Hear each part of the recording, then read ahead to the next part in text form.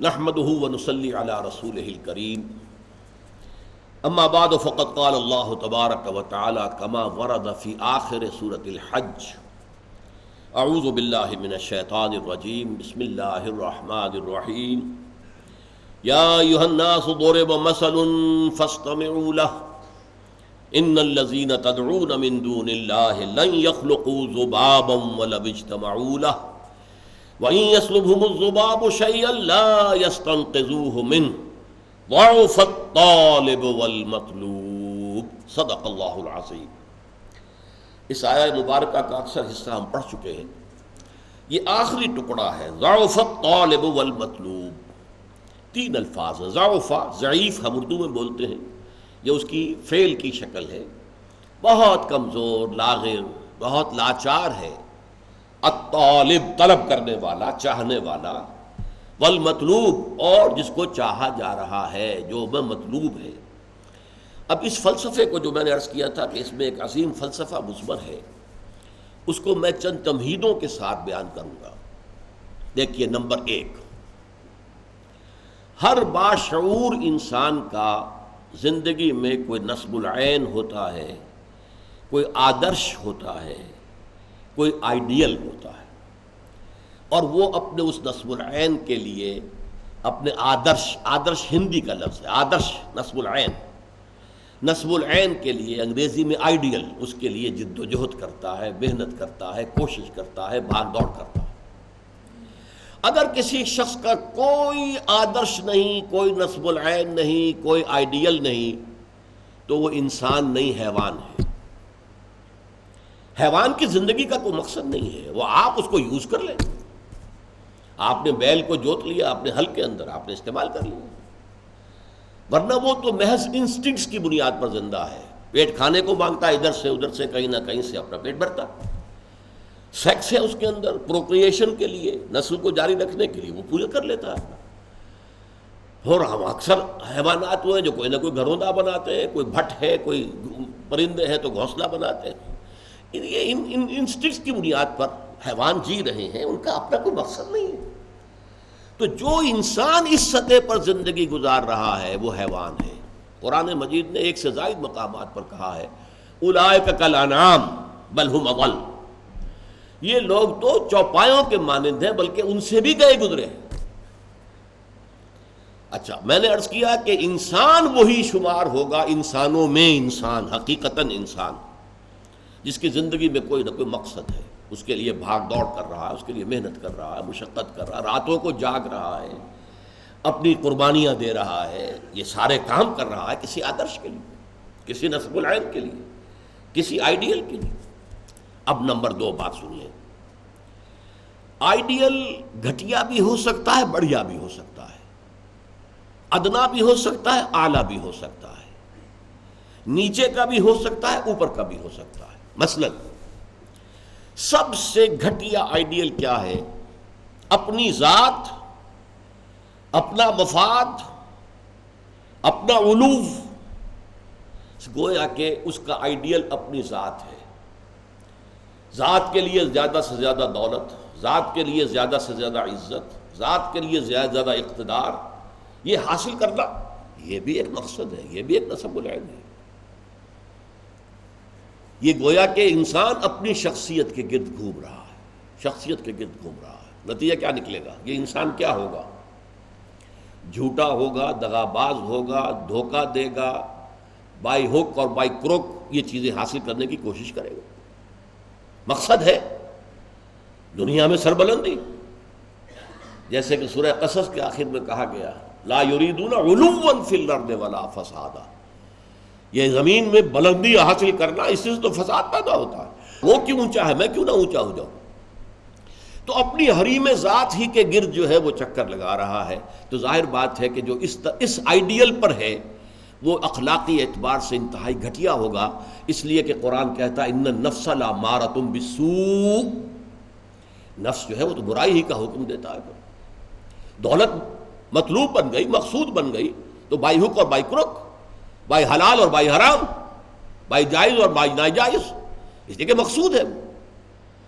لہذا گھٹیا ترین آئیڈیل ہے انسان کا اپنا نفس، گھٹیا ترین، اور اس سے پست ترین اخلاق، رذائل اخلاق اس سے وجود میں آئیں گے، اس سے ذرا بلند تر سطح پر، جسے ہم کہتے ہیں قوم پرستی، وطن پرستی. If a person is a really nationalist person، اب نیشن آج کل تو آپ کو معلوم ہے نیشن سٹیٹس کا تصور ہے، وطن بھی نیشن کی اور بنیاد پر بنتا ہے. تو نیشنلزم قوم پرست، پہلا آدمی کون تھا؟ خود پرست. وہ پرستش کر رہا تھا اپنی، خود پرست، سیلف سینٹرڈ. اس کا مطلوب و مقصود اپنی بلندی، اپنی دولت. لیکن یہاں اس سے ذرا بلندتر ہو گیا معاملہ. میں اپنی قوم کے لیے محنت کروں گا، قوم کی سربلندی کے لیے، قوم کی آزادی کے لیے، قوم کی عزت کو برقرار رکھنے کے لیے، اپنے وطن کے لیے کٹ بھروں گا، اپنے وطن کی آزادی کے لیے قربانیاں دوں گا. ایک بہتر کردار وجود میں آئے گا کہ نہیں؟ یہ شخص جو ہے اپنی قوم سے کبھی جھوٹ نہیں بولے گا، باقی دنیا سے بولے گا. آپ کو معلوم ہونا چاہیے ویسٹرن موریلٹی کیا ہے. اپنے ہاں وہ ایک بلی کے اوپر بھی ظلم ہوتا نہیں دیکھ سکتے، کسی کتے کے اوپر ظلم ہوتا نہیں دیکھ سکتے، لیکن دوسری قوموں کو ہلاک کرتے ہیں اور وہ سمجھتے ہیں کہ ویپنز آف ماس ڈسٹرکشن ہمارا حق ہے، ہمارے پاس تو ہے، کسی اور کو نہیں ہم اچیو کرنے دیں گے. یہ موریلٹی ان کی، وہ اپنی قوم کے لیے ہے، کوئی جھوٹ نہیں بولے گا، دھوکہ نہیں دے گا، غداری نہیں کرے گا، اپنی قوم اپنے وطن سے سچے ہیں. لیکن اس کے باہر نہ ان کی محبت ہے. وہ اپنے ہاں تو کہیں گے لو دائی نیبر ایز دائی سیلف، لیکن بقیہ قوموں کے ساتھ ان سے بڑا ظالم کوئی نہیں. انٹرنیشنل لیول پر آ کر ان سے بڑا جھوٹا، ان سے زیادہ فریبی، ان سے زیادہ دغاباز، ان سے زیادہ دھوکے دینے والا کوئی نہیں. لیکن پھر بھی کم سے کم اس شخص سے تو بہتر ہوا جو شخص اپنی ذات ہی کے اوپر سینٹرڈ ہے، خود پرست ہے، نفس پرست ہے. اس سے یقیناً ایک بلند تر آئیڈیل ہے وطن پرستی، قوم پرستی. یہ قوم پرستی اگر ہے تو ایسا تو نہیں ہوگا کہ قوم کے لیے ہتھیار خریدنے گئے تھے تو زبردست رشوت لے کر گھٹیا ہتھیار خرید لیا. یہ نہیں کرے گا وہ کبھی. ہمارے ہاں یہ بھی ہوتا ہے، اس لیے کہ ہمارے ہاں قوم پرستی ہے ہی نہیں، وطن پرستی ہے ہی نہیں. اس حوالے سے اب حالانکہ آپ کو معلوم ہے کہ ہتھیار جو ہے زندگی اور موت کا مسئلہ ہے. جب جنگ ہو رہی ہے اور کریٹ کھولا گیا، معلوم ہوا یہ تو استعمال کے قابل ہی نہیں ہے یہ ہتھیار جو ہے. کیا ہوگا اس وقت؟ عین موقع پر محاذ میں وہ کھولا گیا ہے باکس، اور معلوم ہوا کہ یہاں تو کچھ اور رکھا ہوا. لیکن لوگ ہیں جو رشوتوں کے لیے، کک بیکس کے لیے، جو بھی وہ ان کے کمیشنز ہیں، وہ گھٹیا مال لیتے ہیں، دومی مال جسے آپ کہتے ہیں. تو وطن پرستی یا قوم پرستی ایک نسبتاً ہائر آئیڈیل ہے. اس سے اوپر ایک اور ہے. یہ جو حضرات تھوڑا بہت بھی فلسفے سے شغف رکھتے ہیں ان کو معلوم ہے ہیومنزم، انسان دوستی. یہ جیسے ٹالسٹائے تھا، بہت بڑا ادیب تھا روس کا، وہ ہیومنزم کا قائل تھا. انسان سے دوستی ہونی چاہیے، انسان محبوب ہونا چاہیے، تمام انسان انسان سے محبت کریں. ہیومن بینگ ایز ہیومنس، چھوڑ دیں کہ وہ ہمارے ملک کا رہنے والا ہے یا نہیں، یہ ہیومن بینگ ہے. بھول جائیں اس کو کہ وہ ہماری قوم سے اور نسل سے ہے یا نہیں، یہ ہیومن بینگ. ہیومنزم یہ ہائیسٹ فلسفی ہے. لیکن آپ جو سوچ لیجئے کہ اول تو یہ کہ اس تک پہنچنا بڑا مشکل، اپنی قومیتوں کے حدود سے، وطنیتوں کے حدود سے، اپنے ذاتی مقاصد اور ذاتی جو بھی مفادات ہیں ان سے بلندتر ہو کر واقعتاً ہیومنسٹ ہونا آسان کام نہیں ہے. لیکن ہیومنسٹ جو ہے اس کے اندر بھی انسان کی محبت تو آ جائے گی، انسان مطلوب ہو جائے گا اس کا، اور اس اعتبار سے وہ قوم پرست اور وطن پرست سے برتر ایک شخصیت ہوگی. لیکن باقی کائنات، حیوانات، اس کے اندر اس کے لیے تو کوئی محبت اس کے اندر نہیں ہوگی، اس کے لیے کوئی شفقت نہیں ہوگی. ہیومنزم ہیومن بینگز کے لیے. اس سے اوپر ایک اور ہے، اور وہ ہے کسی نظریے پر انسان کی نگاہ جم جائے. نظریہ کہ انسان کی فلاح کمیونزم میں ہے، ظلم کا خاتمہ کمیونزم میں ہوگا، لہذا اس کمیونزم کے لیے، اس کو فروغ کے لیے، اس کو عام کرنے کے لیے، اس کے پھیلانے کے لیے، لوگوں کو قائل کرنے کے لیے تن من دھن لگا رہے ہیں. پھر جن لوگوں نے مان لیا ہے انہیں آرگنائز کر رہے ہیں، سیلز بن رہے ہیں. پھر ایک جد و جہد ہو رہی ہے، کشمکش ہو رہی ہے، زہر کے خلاف جد و جہد ہو رہی ہے، جانے دے رہے ہیں، فائرنگ اسکواڈز کے سامنے کھڑے ہو کر سینہ کھول کر گولیاں کھا رہے ہیں. یہ سب کیا ہے؟ ایک تصور، ایک تصور کے حسن مبہم پر ساری ہستی لٹائی جاتی ہے. ایک تصور ہے، ایک آئیڈیل ہے. کمیونزم جو ہے ایک آئیڈیل ہے، ایک آئیڈیالوجی ہے. اس آئیڈیالوجی کو اپنا آئیڈیل بنا کر اور پھر جدوجہد اور محنت اور قربانیاں اور اصرار سب کچھ. اب ایک ہی چھلانگ ہے، خدا پرستی، ہائیسٹ آئیڈیل. یہ ہے جس کو کہ علامہ اقبال نے کہا ہے، در دشت جنون من جبریل زبوں سے دے یزداب کمنداور، اے ہمت مردانہ، اے ہمت مردانہ، کمند ڈالو اللہ پر. یہ اصل میں تشبیہ سمجھیے، آپ ایک اونچی فصیل پہ چڑھنا چاہتے ہیں. کمند ہوتی تھی پچھلے زمانے میں، اب کمند کو پہلے پھینکنا پڑتا ہے. آپ کا زور بازو ہونا چاہیے نا، جب تو آپ پھینکے کہ اونچا جا کر لگ جائے وہاں پر. جتنی اونچی کمند ہوگی اتنا اونچا آپ چڑھ سکیں گے، اس سے آگے تو نہیں جا سکتے. کمندی کہیں درمیان میں اٹک گئی ہے تو درمیان میں آپ بھی اٹکے رہ جائیں گے. ٹاپ پر تو آپ نہیں جا سکتے جب تک کہ وہ کمند جو ہے ٹاپ پر نہ لگے جا کر. تو یوں سمجھیے کہ پہلے انسان کو اپنے ذہن سے، اپنے فکر سے، اپنی سوچ سے اپنا آئیڈیل معین کرنا ہوتا ہے. Who is my ideal? میرا نفس؟ نو. میرا وطن، میری قوم؟ نو. Human beings? نو. اللہ. He is my ideal. اس کی محبت، اس کے ساتھ خلوص و اخلاص، اس کے لیے جد و جہد. اب آپ دیکھیے، کمیونسٹ کے لیے محبت ہوگی، مزدور کے لیے محبت ہوگی اس کے اندر، سرمایہ دار کے لیے نہیں ہوگی. سرمایہ دار تو دشمن ہے، اس کا تو پیٹ پھاڑیں گے ہم. لہٰذا وہ محبت اس کی پوری یونیورسل نہیں ہو سکتی. اللہ کو جس نے آئیڈیل بنا لیا، اللہ منزل ماں کبریاست، میری منزل، میرا آئیڈیل، میرا مقصود، میرا مطلوب، میرا محبوب حقیقی اللہ ہے. یہ ہے ہائیسٹ آئیڈیل. اور جو شخص اللہ کو اپنا آئیڈیل بنا لے، اپنا مقصود بنا لے، اپنا مطلوب بنا لے، اپنا محبوب بنا لے، وہ در حقیقت بلند ترین کردار ہوگا. اور اس کی مکمل مثال محمد الرسول اللہ صلی اللہ علیہ وسلم کی شخصیت ہے. محبوب حقیقی اللہ کے سوا کوئی نہ رہے. نصب العین وہی ہوتا ہے جہاں پہ نگاہ جمی ہوئی ہے. اگرچہ اس کے لیے جو محنت کر رہے ہیں، وقتی طور پر آپ کا کوئی اور ہدف ہو سکتا ہے. جیسے ہم کہتے ہیں کہ اصل نصب العین تھا اسلام کو دنیا میں غالب کرنے کی جد و جہد، اس کے لیے پہلا نصب العین بن گیا پاکستان کا حصول. یہ دوسری بات ہے کہ ہم پاکستان کو حاصل کرنے کے بعد بھول گئے کہ کس لیے ہم نے حاصل کیا تھا، اور اسی لیے ذلیل و خوار ہے. انڈیا کے مقابلے میں سر اٹھا کر کھڑے ہونا ہمارے لیے ممکن نہیں ہے، سوائے اس کے کہ ایٹمک ڈیٹرنٹ جو ہے اس کا سہارا لیا ہوا ہے. اور اگر خدا نہ خواستہ میرے نزدیک تو تقدیر مبرم ہے، امریکہ نے یہ آپ سے چھین کر رہنا ہے، پھر کیا رہ جائے گی پوزیشن. اس حوالے سے سمجھیے. اسی لیے علامہ اقبال نے دیکھیے کہ وطن کو بھی خدا قرار دیا ہے. وطن پرستی، نفس پرستی، وطن پرستی، قوم پرستی، انسانیت پرستی، نظریہ پرستی اور خدا پرستی. یہ ٹاپ پر ہے. منزل ماں کبریاست، در دشت جنون من جبریل زبوں سے دے یزداب کمند داور، اے ہمت مردانہ. اپنے کمند اتنی اونچی ڈالو کہ اللہ کی ذات پر جائے. پھر اللہ کی ذات، پھر اس کمند کے ذریعے سے سیر الی اللہ، تقرب الی اللہ، رفتہ رفتہ اللہ سے قریب تر ہوتے چلے جاؤ.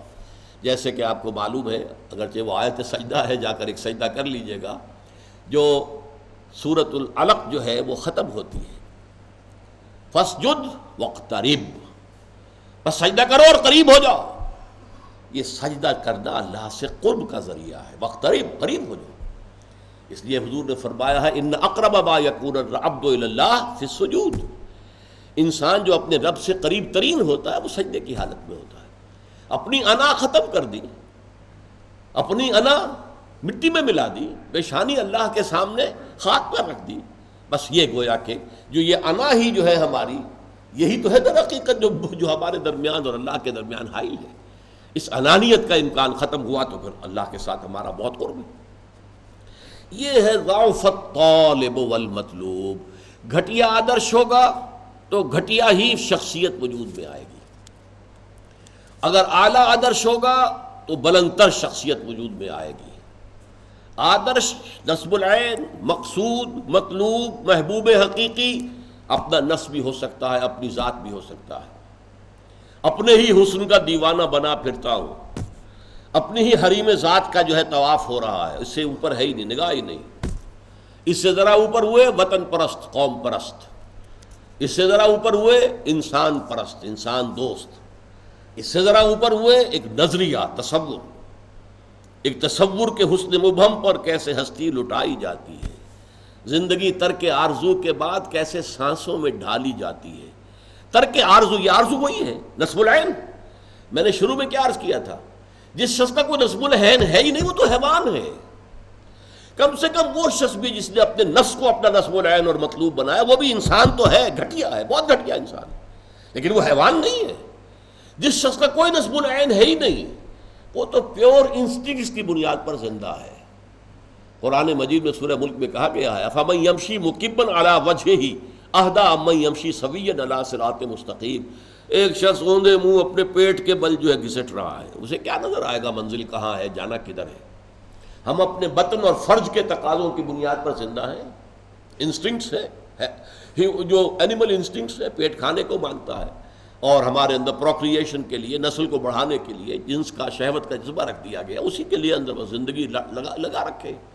اس میں بھی کوئی امنگ نہیں ہے، اس میں بھی کوئی اونچے اٹھنے کی خواہش نہیں ہے۔ بس میں کہا کرتا ہوں وہ زندگی نہیں گزارتے، زندگی انہیں گزارتی ہے، زندگی انہیں گزارتی ہے۔ لیکن یہ کہ وہ زندگی گزارنا، وہ تو یہ ہے کہ آپ کا کوئی نہ کوئی نصب العین، کوئی آئیڈیل، کوئی ہائر جو آپ کا ایک مقصود و مطلوب ہو۔ اسی لیے دیکھیے لا الہ الا اللہ، لا الہ الا اللہ کا عامیانہ مفہوم کیا ہے؟ لا معبود الا اللہ، لا معبود الا اللہ، لا معبود الا، عبادت کے لائق، پرستش کے لائق وہی ذات واحد، عبادت کے لائق، زبان اور دل کی شہادت کے لائق۔ یہ ہے عامیانہ تصور۔ اس کا بلند تصور کیا ہے؟ لا مقصود الا اللہ، لا مطلوب الا اللہ، لا محبوب الا اللہ۔ اللہ کے سوا کوئی محبوب نہ رہ جائے، بھائی مانا مستقل بھی ذات محبوب نہ ہو، اللہ کی محبت کے تابع محبوب ہو، کوئی حرج نہیں ہے۔ محبوب حقیقی، محبوب اصلی صرف اللہ، لا محبوب الا اللہ، لا مطلوب الا اللہ، لا مقصود الا اللہ۔ یہ ہے در حقیقت اصل توحید۔ توحید کا لب لباب اپنے گریبانوں میں جھانک کر ہم دیکھ سکتے ہیں ہمارا معبود کون ہے۔ در حقیقت ڈاکٹر رفیع الدین صاحب نے اس کو خوب واضح کیا آئیڈیالوجی آف دی فیوچر میں۔ یہ جو طلب ہے انسان میں، کسی سے محبت کرے، کسی کو آئیڈیل بنائے، کسی کے لیے قربانی دے، کسی مقصد کے لیے بھوکا رہے، کسی مقصد کے لیے جان دے دے۔ آپ سوچئے کمیونسٹوں نے جانے نہیں دیے، اور انقلاب لانے والے جانے نہیں دیتے، اور جاپانی جو ہے وہ اپنے شہنشاہ جس کو وہ دیوتا سمجھتے تھے اس کی خوشنودی کے لیے بم میں بیٹھ کر جاتے تھے، بم کو سٹیئر کرتے ہوئے لے کر جاتے تھے تاکہ بحری جہاز کی جو چمنی ہوتی ہے اس میں اتریں۔ جب اس میں اتریں گے تو آپ سوچئے جب اس چمنی کے اندر جا کر بھٹی جو جل رہی ہے اس کے اندر جب وہ بم پھٹے گا تو جہاز کے جو ٹکڑے ہوں گے وہ تو ہوں گے، پہلے تو اس کا ایک ایک چیتھڑا ہو جائے گا، but he is doing it for the sake of his nation, for the sake of his country, for the sake of his emperor, جو کہ دیوتا ہے، سورج کی اولاد ہے یا چاند کی اولاد ہے، جو بھی کچھ ہے، یہ سارا انسان کرتا ہے۔ حقیقت میں یہ جذبہ کس لیے رکھا گیا تھا؟ اللہ کی محبت کے لیے۔ میں نے بارہا عرض کیا آپ سے کہ انسان کی روح کے اندر یہ جو اللہ نے اپنی روح میں سے ہمارے اندر پھونکا ہے وَنَفَخْتُ فِيهِ مِن رُوحِي، اس میں اللہ کی معرفت بھی موجود ہے، ڈورمنٹ، سوئی ہوئی۔ اللہ کی محبت بھی موجود ہے، وہ بھی ڈورمنٹ ہے، سوئی ہوئی۔ یہ جذبہ جو ہے در حقیقت تو تھا کہ اللہ کو اپنا محبوب اور مطلوب اور مقصود بنا لو، لیکن ہمارا جو یہ حیوانی وجود ہے اس کو کنٹرول کرتا ہے ہمارا دماغ۔ یہ دماغ اگر اللہ تک نہیں پہنچ پایا، کہیں درمیان میں اٹک گیا ہے، مثلا سورج پر اٹک گیا، سورج ہی کی حرارت سے ہماری فصلیں پکتی ہیں، سورج کی حرارت سے ہوائیں چلتی ہیں، سورج کی حرارت سے سمندر سے پانی اوپر جاتا ہے، پھر وہ برستا ہے، یہ سورج ہی ہے۔ ہاتھ جوڑ دو اس کے سامنے، دنڈوت کرو اس کے سامنے، آپ کو معلوم ہے کہ سب سے زیادہ پرستش دنیا میں جو کی گئی ہے وہ سورج کی گئی، اور یہ حقیقت انہوں نے جان لی تھی کہ یہ جو حیات ارضی ہے، حیات ارضی، اس کا وجود اور اس کی سسٹیننس سورج کے اوپر مبنی ہے سارا وجود۔ یہ جو آپ جلاتے ہیں، لکڑی جلا کر آپ نے آگ بنا لی، یہ کہاں سے آئی انرجی اس کے اندر؟ یہ سولر انرجی ہے، سولر انرجی ہے جو فوٹو سنتھسس کے ذریعے سے اس کے پتوں کے اندر جو فیکٹری لگی ہوئی ہے وہ اس انرجی کو کنورٹ کرتا ہے، اس سے وہ لکڑی بنتی ہے، وہ لکڑی سٹور ہے اس انرجی کا، اسے جلاتے ہیں انرجی نکال لیتے۔ یہ سارا معاملہ سورج پر۔ لہذا جیسے حضرت ابراہیم کی بات آتی ہے سورہ انعام میں، انہوں نے اپنی قوم کے اوپر حجت قائم کرنے کے لیے، کیونکہ وہ ستارہ پرست بھی تھے، شاہ پرست بھی تھے، بت پرست بھی تھے، تو ستارہ پرستی کی جو ہے بے بنیاد ہونا، ان کا اچھا یہ ستارہ یہ بڑا روشن ہے، بہت روشن ہے، شاید یہ میرا رب ہے۔ جب وہ ڈوب گیا، انی لا احب العافلین، یہ تو ڈوب گیا، ختم ہو گیا، اس کا وجود جو ہے مستقل نہیں ہے۔ پھر چاند نمودار ہوا، یہ بڑا روشن ہے، بڑا ہے، شاید یہ میرا رب ہے، تم نے اس کو رب سمجھا ہے۔ وہ بھی ڈوب گیا۔ بھائی میں تو دیکھیے، میں تو اس کو ڈوبنے والے کو تو میں نہیں پوچھ سکتا۔